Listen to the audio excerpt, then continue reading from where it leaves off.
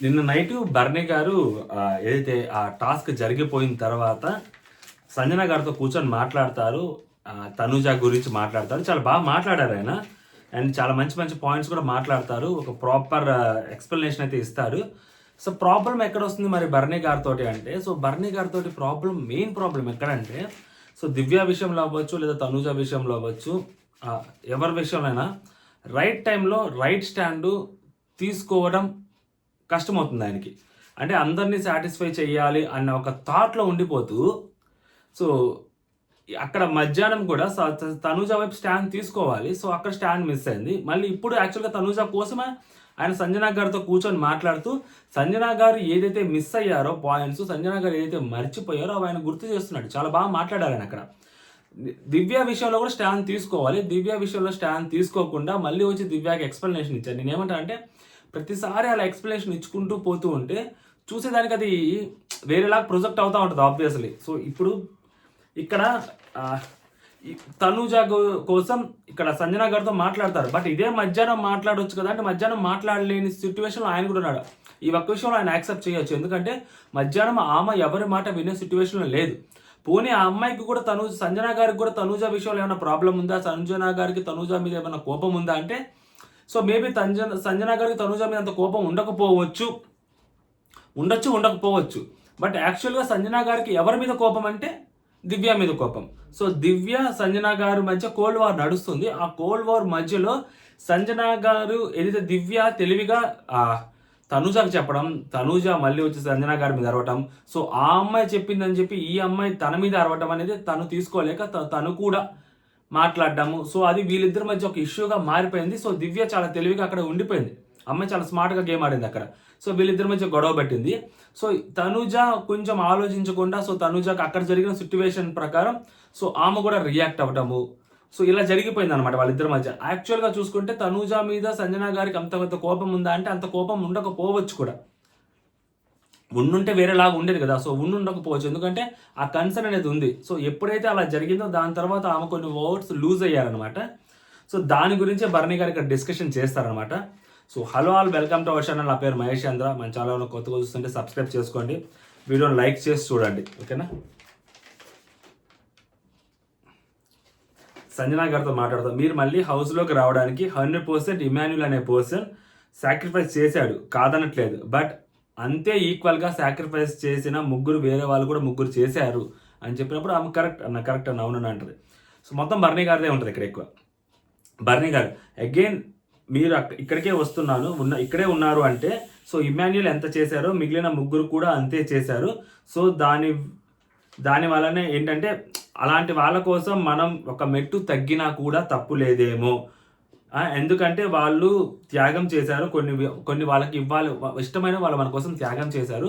So, అలాంటి వాళ్ళ కోసం మనం కొంచెం తగ్గినా కూడా తప్పు లేదు అన్నారు. సో, మేబీ ఆ కిచెన్ ఇష్యూయే కొంచెం మీరు తగ్గుండొచ్చు. కొంచెం అమ్మాయి అరుస్తుంది, ఓకే, మీరు అర్థం చేసుకొని ఒక పాయింట్‌లో, ఎందుకంటే మీరు అలా కుక్ చేయటం అది కూడా తప్పు కాబట్టి, సో, మీరు ఒక్క మెట్టు దిగుంటే బాగుండేదేమో అని అనిపించింది అని చెప్పి ఆయన చెప్తూ ఉంటారు అనమాట. సంజన గారు today also I mentally prepared అన్న. సో, వస్తే తనూజని వదిలేద్దామని చెప్పుకున్నాను. అంటే వదిలేస్తా, ఓకే, అదంతా ఓకే. అంటే లైక్ ఆ గేమ్ అవ్వచ్చు, లేకుంటే ఇక్కడ అవ్వచ్చు. సో, తనూజకి హెల్ప్ చేద్దామని అనుకున్నాను అని చెప్పి సంజన గారు అంటుంటారు అనమాట. బర్నీ గారు ఓకే, నా మెచ్యూరిటీ లెవెల్స్ ఒకలా ఉంటాయి అండ్ వేరే వాళ్ళ మెచ్యూరిటీ లెవెల్స్ ఇంకొకలా ఉంటాయి. So, I don't want to compare with anyone. ఇక్కడ వేరే వాళ్ళతో నేను కంపేర్ చేసుకోను. బట్ ఇమాన్యుల్ అంటే మీకు ఎంత ఇష్టం, మీకు చాలా ఇష్టము, మీరు బిడ్డ అంటుంటారు కాబట్టి, సో, ఆయన ఎంత పెద్ద తప్పు చేసినా ఇక్కడ నో వన్ ఈజ్ కరెక్ట్ అండి. ఎందుకంటే ఆయన ఎంత పెద్ద తప్పు చేసినా, మీకు అది అంత పెద్ద ఫ్లా చేసినా మీకు అది చాలా చిన్నదిగా కనిపిస్తుంది. సో, ఎందుకంటే మిమ్మల్ని బాగా ప్రేమించే వాళ్ళు కాబట్టి, సో, వాళ్ళ మీకు ఫ్లాస్ చూడలేరు మీరు. ఇక్కడ మీకు ప్రాబ్లం ఉన్న వాళ్ళతోటి, సో, వాళ్ళు ఒక చిన్న ఫ్లా చేసినా కూడా, సో, మీకు అది చాలా పెద్ద ఫ్లాలా కనిపిస్తూ ఉంటుంది. ఇది హ్యూమన్ నేచర్. ఓకేనా? ఇది హ్యూమన్ నేచర్. అంటే ఆయన చెప్పేది ఏంటంటే ఇమాన్యుయల్ మీకు అది చేసినా కూడా మీకు తప్పుగా అనిపించదు. బట్ తనూజ అవ్వచ్చు, దివ్య అవ్వచ్చు, చిన్న చిన్న ప్రాబ్లమ్స్ ఉన్నాయి కాబట్టి వాళ్ళు చేసి మీకు చాలా పెద్దగా కనిపిస్తాయి అని చెప్పి ఆయన అంటారు అనమాట. ఇది హ్యూమన్ నేచర్ అండి.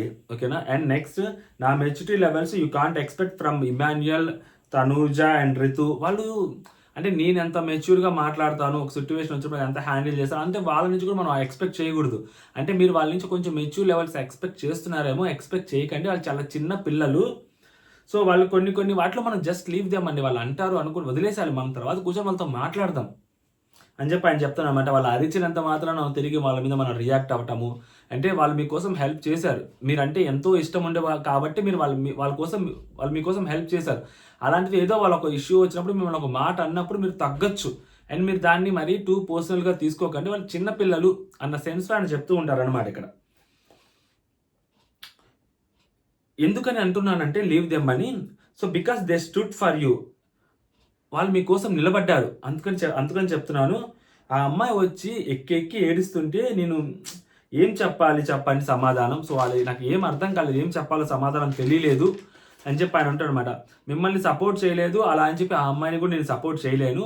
నాకు ధర్మం అనిపించింది ఇది అని కరెక్ట్ చేస్తున్నాను. సో నేను మీ దగ్గరికి వచ్చి అలా రిక్వెస్ట్ చేయడానికి అంటే అక్కడ మిమ్మల్ని మధ్యాహ్నం మీరు తినకుండా ఉన్నారు కదా, అక్కడ మిమ్మల్ని అలా రిక్వెస్ట్ చేయడానికి కూడా కారణము I don't leave you alone. మిమ్మల్ని అలా వదిలిగా పెట్టలేను. అండ్ అలా తినకుండా ఉంటే మిమ్మల్ని చూస్తే నేను వదిలేలేనండి. సో అందుకని వచ్చి మిమ్మల్ని రిక్వెస్ట్ చేశాను. అలా అని చెప్పి అందరూ మీ దగ్గరికి వచ్చి రిక్వెస్ట్ చేయాలని లేదు. సో వాళ్ళు చిన్న పిల్లలు అన్న సెన్స్ మళ్ళీ ఇక్కడ అనమాట కంపేర్ చేసి ఆయన చెప్తున్నాడు అనమాట.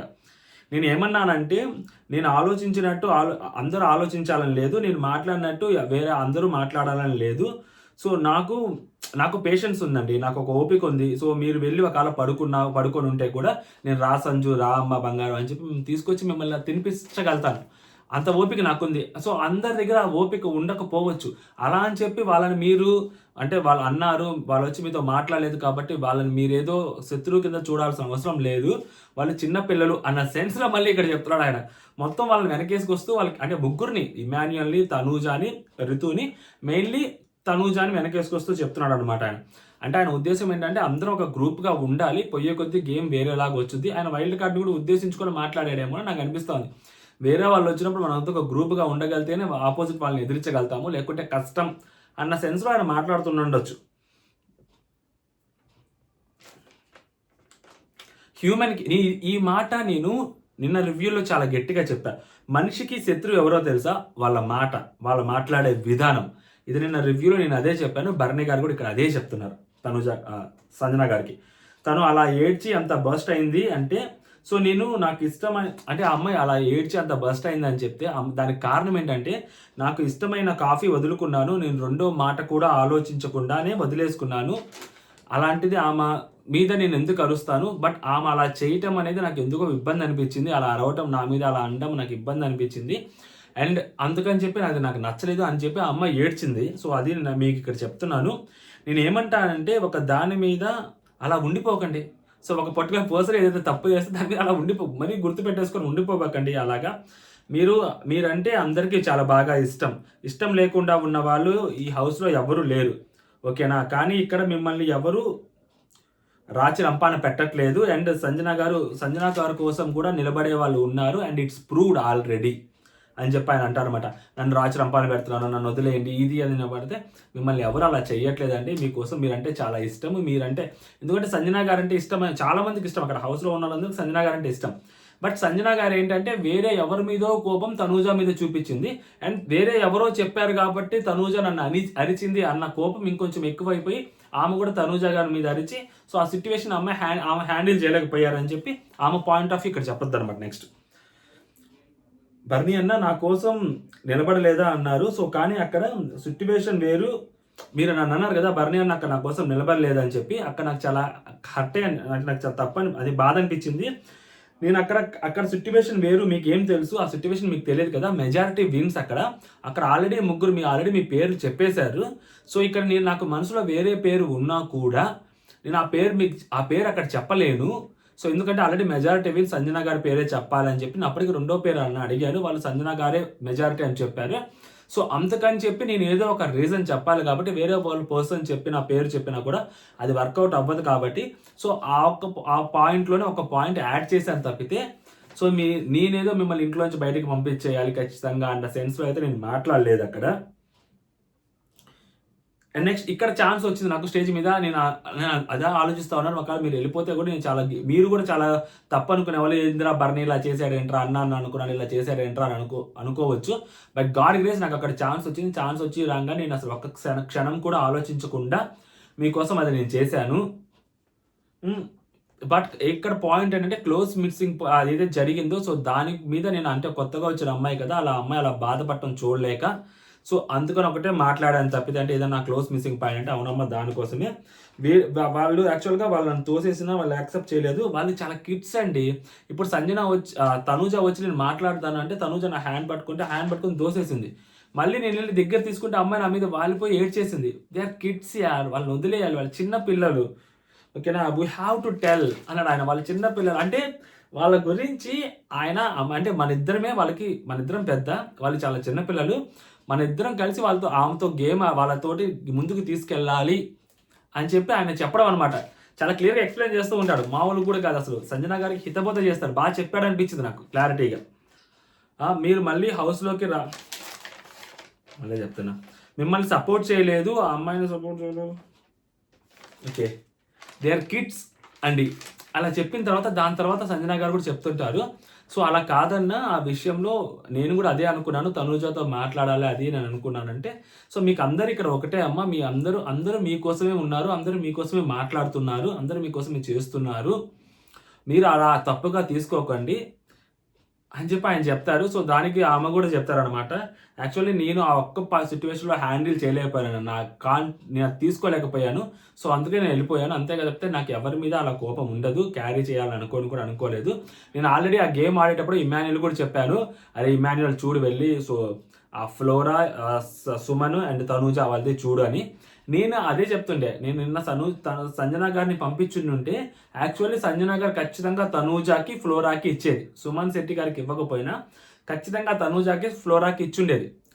సో అప్పుడు ఖచ్చితంగా అక్కడ స్టార్ట్ అవుట్ అయిపోయేది. బట్ మనోడు ఆ ఇష్యూని మేబీ ఇంకొంచెం ఫ్లేరప్ చేయాలనుకున్నాడు. కొంచెం సంచాలకు నిజంగా ఆమెను పంపించుండాల్సింది, అప్పుడు ఆమె ఏంటనేది తెలిసేది. నేనేమన్నాను అంటే ఖచ్చితంగా తనూజాకి ఇచ్చునంటే అక్కడ స్టార్ట్ అవుట్ అయిపోయింది. ఎందుకంటే ఆ గొడవ కావాలని తనూజతో గొడవ పెట్టుకోవాలన్న థాట్ ఆమెలో లేదు. తనూజ దివ్య మాట వినింది కాబట్టి, సో దివ్య మాట విని నన్ను ఎదిరించింది, నన్ను ఒక మాట అనింది, నాతో గొడవ పడింది అన్న సెన్స్లో సో తనూజ మీద సంజన గారు రియాక్ట్ అయ్యారు తప్పితే, సంజన గారు అంతకుముందు తను అమ్మ అని మాట్లాడినామా, సంజన అక్కడ అంత ఓవర్ రియాక్ట్ అవ్వడానికి కారణం. సో అక్కడ అదన్నమాట సంగతి. అది ఆమె యాక్చువల్గా మనసులో ఉన్నది. బట్ సంజనకి అక్కడ ఛాన్స్ ఇవ్వలేదేమో అని అనిపించింది. ఇక్కడ బర్నీ గారు సో కూతురు అలా ఏడవటం చూసి ఆయన తట్టుకోలేక బాధ భరించలేక ఆమె వచ్చి సంజన గారితో చెప్పారు. ఆ చెప్పే విధానం కానీ చెప్పడం కానీ చాలా బాగా నచ్చింది. అండ్ వాళ్ళు చిన్నపిల్లలు, వాళ్ళతో చూసుకోవాలి. అండ్ మీకు ముగ్గురు వాళ్ళు అంటే రితు హెయిర్ కట్ చేశారు కదా, సో ఇన్ ఫ్యూచర్ రేపొద్దున రితుడు కూడా అదొక బొక్కలో త్యాగమా అని అన్నా కూడా ఆశ్చర్యపోవాలి సంజన గారు ఒక మాట ఆమె కోపంలో. సో తనుజని ఎలా అయితే అనిందో అదొక కోపం అది అని చెప్పి సిగ్గు సరం ఉంటే సారీ చెప్పుద్ది వచ్చి, ఆవేశం ఆమె తట్టుకోలేకపోతుంది, తీసుకోలేకపోతుంది ఆమె కోపాన్ని. యాక్చువల్గా అక్కడ ఆయన చెప్పింది ఏంటంటే ఒక మెట్టు మనం దిగుండుంటే బాగుండేదేమో, మనకి హెల్ప్ చేశారు కదా, ఆ హెల్ప్ చేసిన దానికి ఒక మెట్టు మనం దిగుండొచ్చు.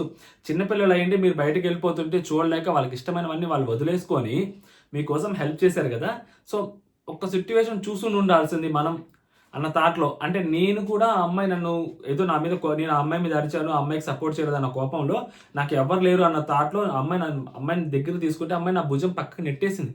బట్ అయినా కూడా నేను అమ్మాయితో నేను కోపంలో పక్కకు వచ్చేలే కదా, నేను మళ్ళీ మాట్లాడాను ఆ అమ్మాయితో. మాట్లాడితే అమ్మాయి నా మీద వాళ్ళ అమ్మాయి ఏడ్చింది. అంటే మనం చిన్న చిన్న వాటికి మనం కూడా వాళ్ళలాగే రియాక్ట్ అయితే సో వాళ్ళు చిన్నపిల్లలు మనం కొంచెం పెద్దరికం ప్రదర్శించాలి కదా అన్న థాట్లో ఆయన అక్కడ క్లియర్గా ఎక్స్ప్లెయిన్ చేశారండి సంజన గారికి. అది అండ్ ఆ దివ్య గురించి కూడా మాట్లాడుతూ ఆ అమ్మాయి నాకు సపోర్ట్ చేసిందండి, ఎవరు నాకు సపోర్ట్ చేయలేదు, ఆ అమ్మాయి నాకు నిలబడింది, లాస్ట్ వరకు ఆ అమ్మాయి నిలబడింది.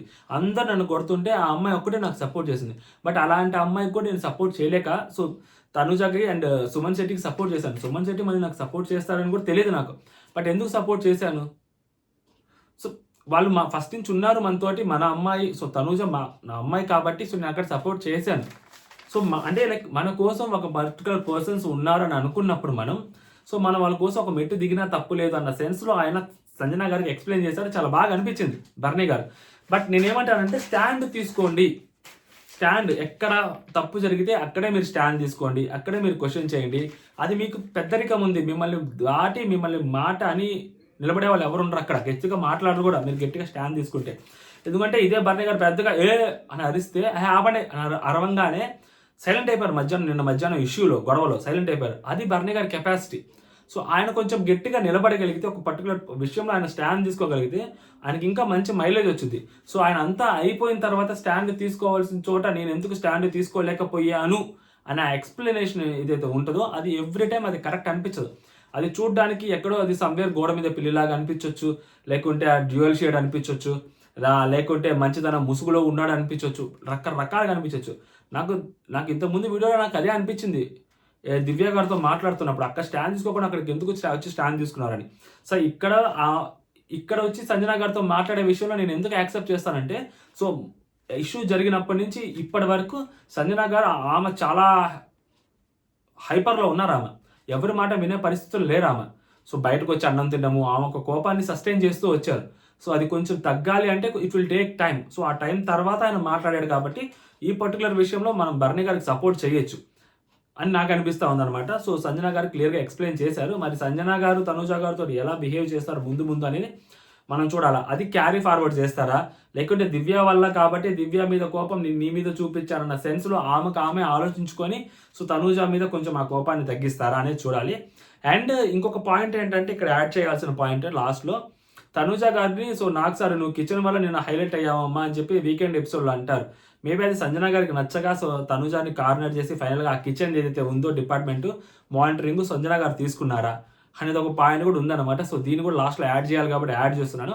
సో మీ ఒపీనియన్ ఏంటనేది లాస్ట్ వరకు చూసిన వాళ్ళు కామెంట్ చేయండి. అంటే జై హింద్.